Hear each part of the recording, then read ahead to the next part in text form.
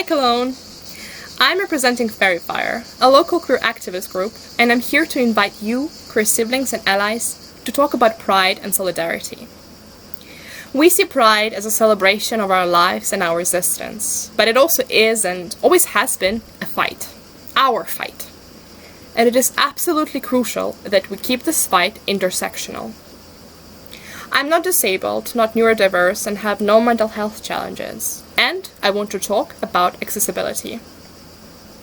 I'm not here to talk for or about disabled people, and I'm really not even talking to them right now. This is directed at you, my fellow currently able-bodied folks. This is a talk we need to have.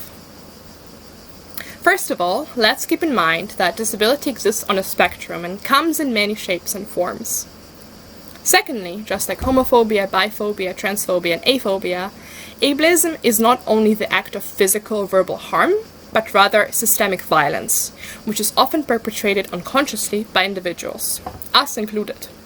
And therefore, it is our job to do better.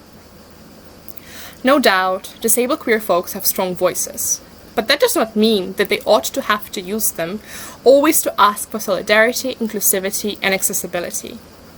We have to listen to disabled queer folks, amplify their voices, and help them spread the message. We're missing out on so much if we treat accessibility as an issue that is only relevant to the people dealing with barriers. Which is why everyone, especially able-bodied folks, have to advocate for inclusivity at events like this, and check the events we create are accessible to all. But solidarity does not stop there. It means being actively anti-ableist. It means listening to disabled queer folks and supporting them in their fights and sharing with them in their joys. It means seeing them as complex and undefinable as we see ourselves to be. It means examining our own internalized biases and prejudices, looking at the language we use and really reckoning with our beliefs and our privileges. It means lifting up voices and giving up space, not out of pity or shame or to look woke, but because we understand that it is privilege which has given us that space, and that it does not actually belong to us, and we thus lose nothing by giving it away.